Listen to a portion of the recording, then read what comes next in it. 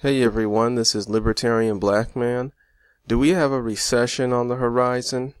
We have more reason now than ever before to believe that we do. In fact, this expansion of the economy has gone on for longer than any other expansion in American history except one. And that was the expansion that took place in the 1990s, where we saw the economy grow every year from 1991 to 2001. And that information comes to us from an organization called the National Bureau of Economic Research, in which we have data going back to the 1850s on recessions. This is not a government organization. It is a non-profit research firm that's been around for a century.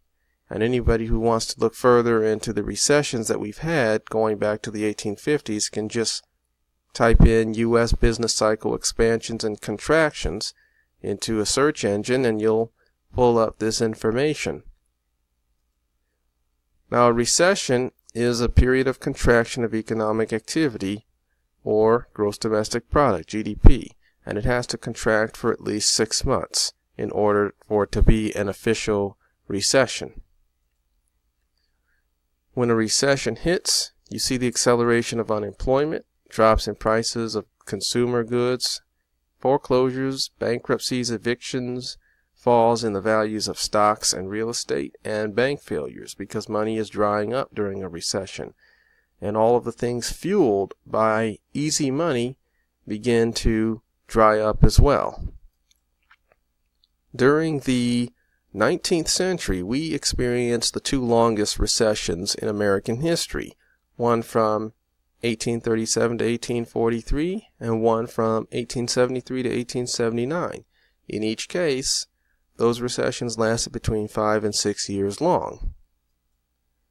The last recession ended in 2009, and that was called the Great Recession because it lasted longer than any other recession since the Great Depression, which was back in the 1930s. This recession was 18 months long. Now, one of the red flags we should be paying attention to is that we are currently in the second longest economic expansion in American history, and it will become the longest in July of 2009. Remember that the longest expansion was during the 1990s, and it lasted 10 years. Every other expansion that we've had has lasted less than 9 years, and we are 9 years into the current expansion. So if we keep going without a downturn, by July of 2019, this will be the longest expansion in American history. Does it mean that next year we're going to have a recession? Not necessarily.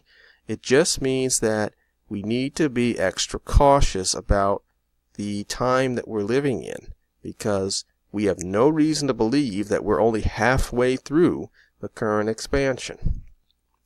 In fact, no one can predict the next recession with exact accuracy. Many have tried. Back in 2010, people were calling for a recession to begin that year. Others were saying 2011, 2012, 2013, 14, 15, 16, 17. All of those predictions have been wrong because nobody knows the day, week, month, or year a recession will begin. But it would be foolish to not exercise caution in the later stages of the current expansion that we're in, because we've already surpassed the 9-year mark, and no other recession except one has gone on for longer than the current one. Every recession begins with a few things, and these are the red flags that we really need to watch out for, because currently we are experiencing every one of these things. Economic stability, or a sense that everything is okay and going to remain okay for the foreseeable future. We have high amounts of debt. Look at credit cards, student loans, car loans, mortgages, federal, state, and local debts, corporate debt. They're all at record highs now. That is what you see before a recession. The elevated cost of living is a problem because everything that people depend on for their standard of living, as far as major bills, housing, education, healthcare, food, energy, they've all gone up over the past 10 years. So this is what you see during an economic expansion, and right before you have a recession, prices are at their highest levels. You also have low unemployment. We are at the 49-year low mark in unemployment. 3.9% is where we are, or 3.7% is where we are in the unemployment rate, and we haven't seen it that low since the late 60s. It's possible the unemployment rate could go lower, but we do not know that it will. We have to believe that we are going to see the unemployment rate turn around and go up, because it's been falling now for 9 straight years, and it has only fallen longer for one other period of time in history, the 1990s. And rising interest rates are also something recessions begin with. In fact, rising interest rates contribute to bringing on the next recession because they cause the money supply to become scarcer as interest makes it more expensive to borrow. People can't pay bills by borrowing out because the interest rate is too high. So the Federal Reserve has been raising interest rates for the past 3 years, and they're not showing us any sign that they're going to slow down with their increases in the interest rate anytime soon. One thing Americans should be especially concerned about is the fact that 76% of them are living paycheck to paycheck. When you're in this situation where 3/4 of your country is living paycheck to paycheck, that means 3/4 of your country is simply not able to withstand the loss of income for even a month. And that is what happens in a recession. Income is lost. So we have most of our country unprepared for what's coming. By the way, this is a story that was published back in 2013. In fact, this is an ongoing, decade-long phenomenon where 3/4 of our population are one check away from losing the house. This is a story from only a few months ago, and nothing has changed. It's still about 78% of Americans living paycheck to paycheck. According to the Federal Reserve, we have about 40% of adults who can't cover a $400 emergency expense. That's a car breaking down, that's a hole in the roof, that's many other things that could easily cost $400 that could pop up at any moment, and people don't have the money to take care of that. 33% or 1 in 3 Americans have less than $5,000 saved up for retirement. $5,000 is not enough money to get anybody even through 1 year in terms of living expenses. So retirement, which in many cases is lasting decades for people, is something that is just not even a thought for 1/3 of Americans. And the reason why so many people can't save is because incomes are simply unable to keep up with expenses. But in this story, they've broken it down into different categories. So the number one reason people cannot save is because income hasn't changed or it has fallen, and that's real income. The real income is your after-tax, after-inflation income. That has not changed or it has fallen over the past few years. Really, it's fallen over the past several decades, but specifically over the past few years, which is why retirement savings are so low. Now, you do have people who are comfortable with their retirement savings because they have saved up enough, but that's only about 21% of the population, while 26% have an income issue.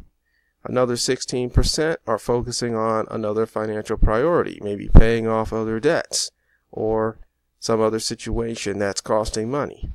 Rising household expenses, as we talked about, when the price of a house or health care, education, energy, food keeps going up.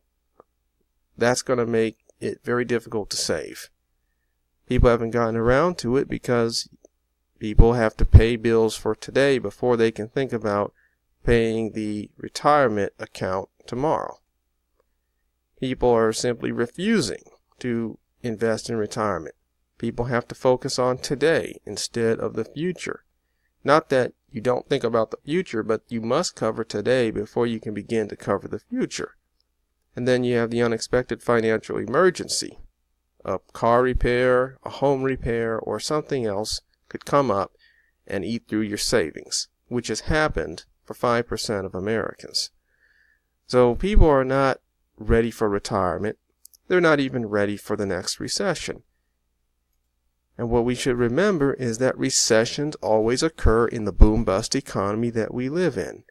They always happened. They cannot be outlawed. They can only be postponed if monetary policy is done in a way to keep businesses in business. But all we're doing is creating a situation where people go into more debt, and that's the reason why debts are at all-time high levels now, because back in the last recession, it was so severe that debt was used to stop the economy from crashing. And it did crash 50%, but it could have crashed and should have crashed more to liquidate all the debts that could not be paid.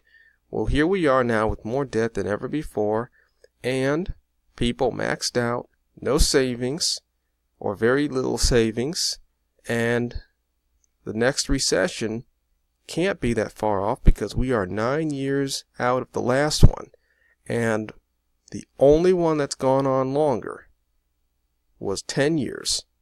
So we should expect that sometime before the decade is out, which is another year or so, that the next recession will begin. Thanks for watching. Please subscribe to this YouTube channel, and we hope to see you in the next video.